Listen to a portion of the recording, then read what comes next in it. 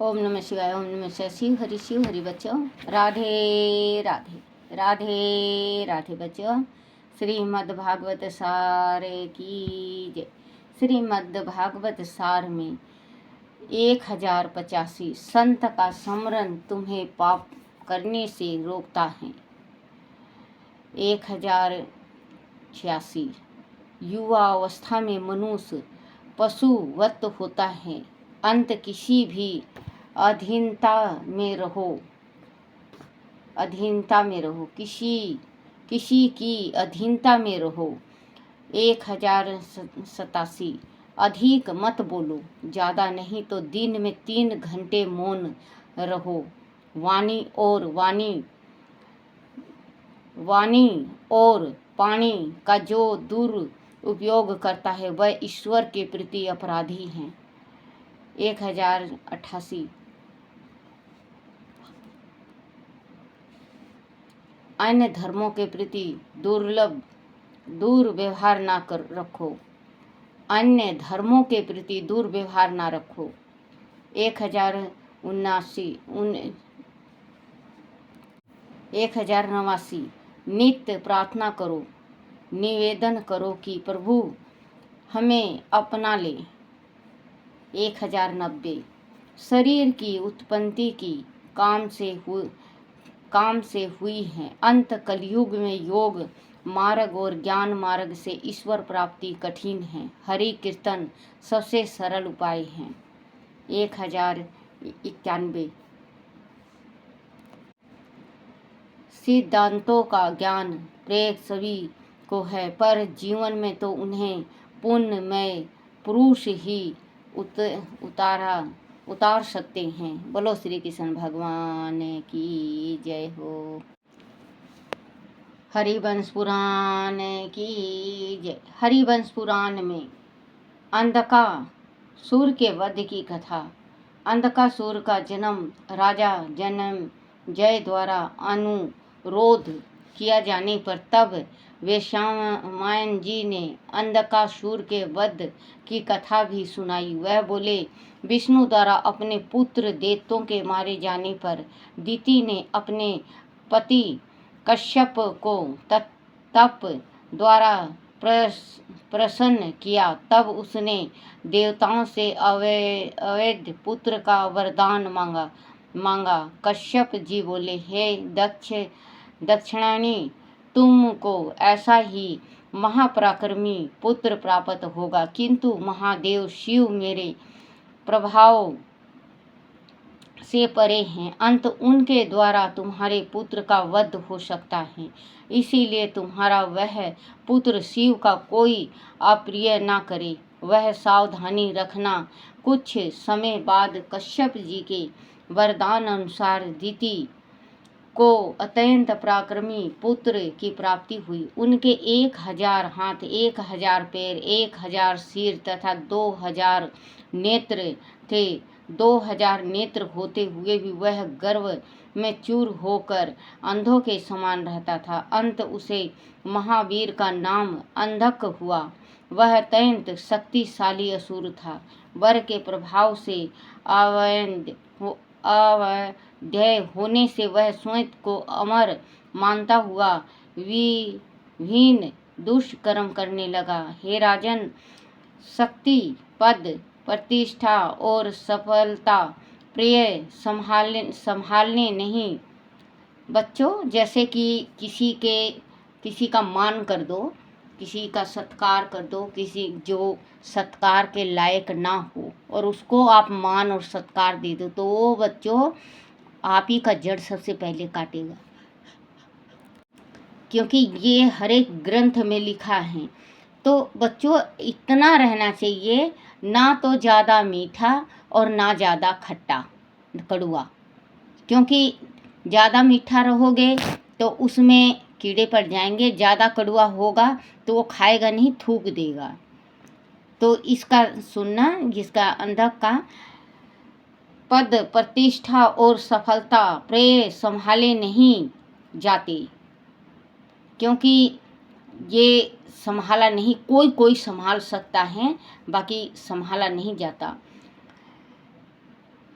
और सफलता प्रिय संभाले नहीं जाते, उन्हें पाकर व्यक्ति मनमानी करने लगता है। इसी प्रकार अंधकासुर भी लूटपाट, बलात्कार, अपहरण तथा अत्याचार आदि धर्म विरोधी कर्म करने लगा। अन्य बच्चों देखो, ये तो ऋषि का पुत्र था ना। कहते हैं ना कि खून रंग दिखाता है। हम लोग कहते हैं ना, अपने बच्चों से जब लड़ते हैं तो कहते हैं कि खून तो आखिर में फलाने का है ना, अपना रंग तो दिखाएगा ही। लेकिन बच्चों, ये जो पुत्र अंधक था, अंधकासुर, ये ऋषि का पुत्र था। लेकिन देखो इन्होंने कितना बड़ा वो किया, क्योंकि इनकी माता भी बहुत ही पतिव्रता थी। तो इन्होंने क्या किया, तथा अत्याचार आदि धर्म विरोधी कर्म करने लगा। अन्य असुरों की मदद से वह त्रिलोक के विजय का सपना देखने लगा। तब इंद्र द्वारा अपने पिता कश्यप से प्रार्थना किया, क्योंकि कश्यप इंद्र के पिता भी थे, बड़ा पुत्र था इंद्र। कश्यप से प्रार्थना किए जाने पर कश्यप ने अंधकासुर को इस कार्य से रोका, किंतु अंधक ने अपनी मनमानी बंद न की। उनके अत्याचारों से प्रजा, ऋषि व देवता अत्यंत त्रास हो गए। तब बृहस्पति ने देवताओं से कहा कि वह केवल रुद्र द्वारा ही मारा जा सकता है। अंत देवताओं को उन्हीं की शरण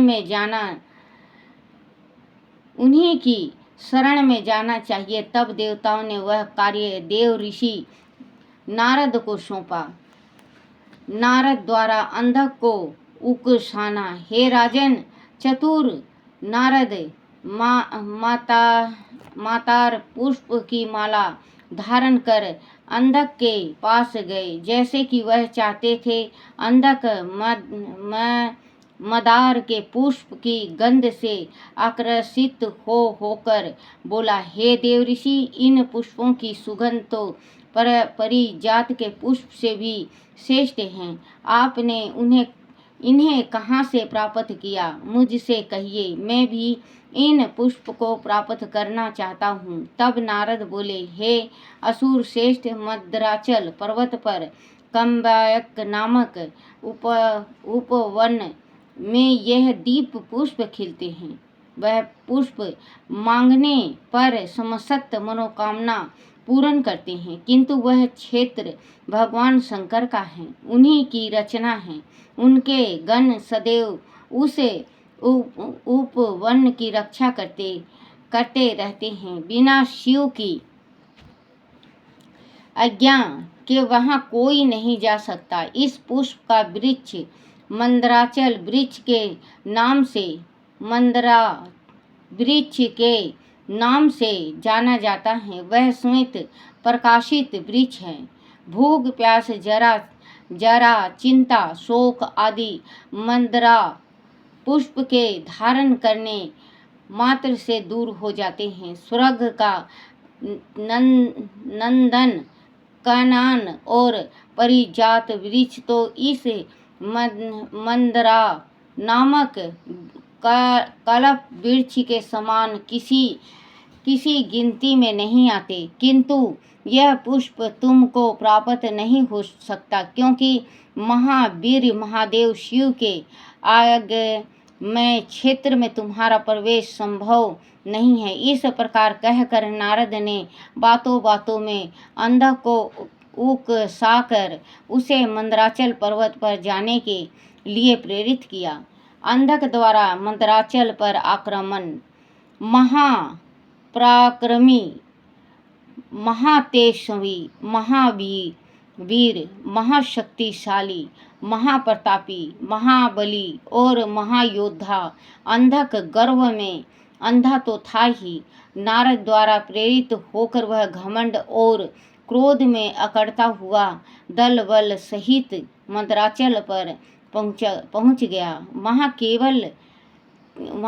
वहीं कैलाश पर शिव का निवास था। वह मंदराचल से बोला, अरे पर्वत, तेरे शिखर पर शिव का कम एक वन है, मैं वहाँ उगे मंदरा वृक्ष को ले जाने आया हूँ। आदि स्वच्छ से तू मुझे वृक्ष नहीं देता तो मैं युद्ध कर तुझे नष्ट कर दूंगा, तब उसे ले जाऊंगा। यह है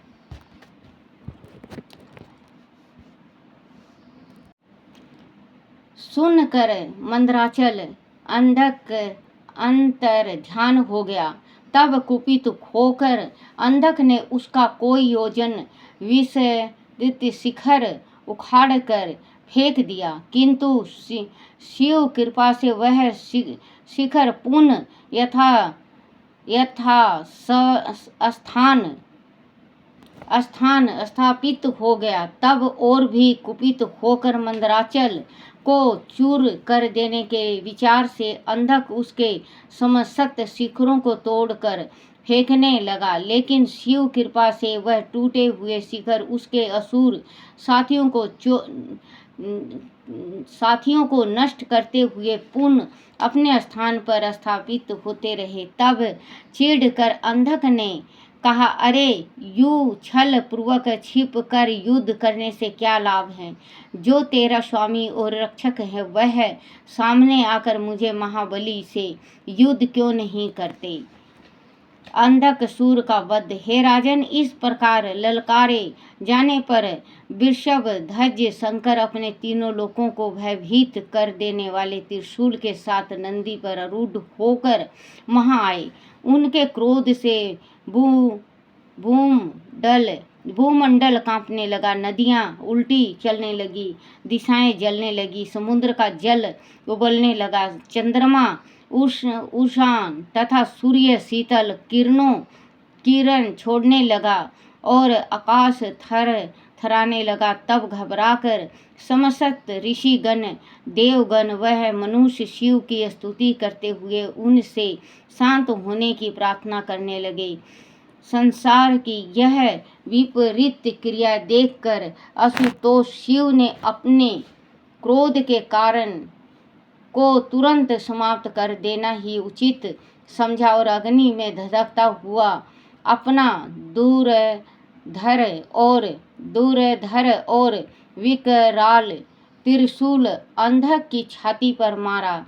हे राजन, उस महाअस्त्र के एक ही वार से महाबली अंधक कटे वृक्ष की भांति धाराशाही होकर भस्म हो गया। तब शिव का क्रोध शांत होने पर विश्व में जो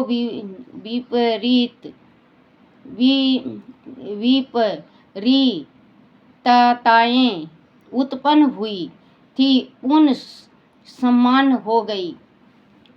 तब राजा जय ने कहा, हे मुनि श्रेष्ठ, निकुंभ की दूसरी देह का वध जिस प्रकार हुआ, मुझसे वह प्रसंग भी कहिए। मेरे मन में उसे जानने का बहुत कौतूहल है। भानुमति का अपहरण।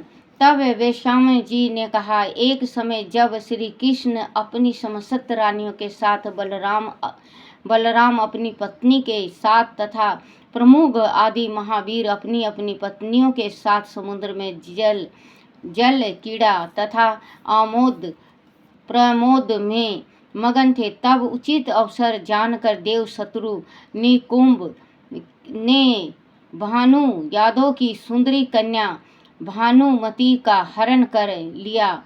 प्रमुख ने पूर्व समय निकुंभ के भाई ब्रजनाभ की हत्या करके उनकी पुत्री प्रभावती का हरण कर लिया था। अंत निकुंभ ने इस प्रकार अपना प्रतिशोध लिया। तब भानुमति के रुदन को सुनकर यादव को चेतना हुई। श्री कृष्ण अर्जुन को साथ लेकर गरुड़ पर उसे और लपके तथा प्रमुख को रथ पर पीछे आने को कहा। ब्रजपुर में प्रवेश करते समय कृष्ण ने निकुंभ को पकड़ लिया। तब निकुंभ माया द्वारा 3 शरीर धारण कर कटीली गदा के साथ भानुमति को कांख में दबा कर उन तीनों महारथियों से अलग अलग युद्ध करने लगा। हे राजन, यद्यपि कृष्ण प्रमुख और अर्जुन तीनों ही उस दैत्य का वध करने में समर्थ थे, फिर भी भानुमति उसके कब्जे में होने के कारण उसे चोट न लग जाए, इस भय से उस पर निर्दयपूर्वक प्रहार नहीं कर रहे थे, उससे खुलकर नहीं लड़ रहे थे। नागष्ट विधि अजगर आदि ऊँट को लपेटे ले, तब इस प्रकार बाण मारने की ऊँट सुरक्षित रहे, किंतु अजगर आहत हो से उन तीनों ने निकुंभ पर बाण चलाए। तब निकुंभ भानुमति के साथ मायापूर्वक आदिष्ट हो गया। बहुत खोजने के बाद वह हरित पक्षी का रूप धारण किए बैठा दिखाई दिया। अर्जुन ने तब मरम भेदी वेतसितक बाण वाली शीत भर के तीर उस पर चलाए ताकि भानुमति आहत न हो। तब वह प्राण रक्षा के लिए 7 दीपों वाली पृथ्वी पर इधर उधर भागने लगा। बोलो श्री कृष्ण भगवान की जय हो। श्री कृष्ण गोविंद हरे मुरारी, हे नाथ नारायण वासुदेवाय, हे नाथ नारायण वासुदेवाय, हे नाथ नारायण वासुदेवाय। बच्चों, जो ये मैं पढ़ के सुनाती हूँ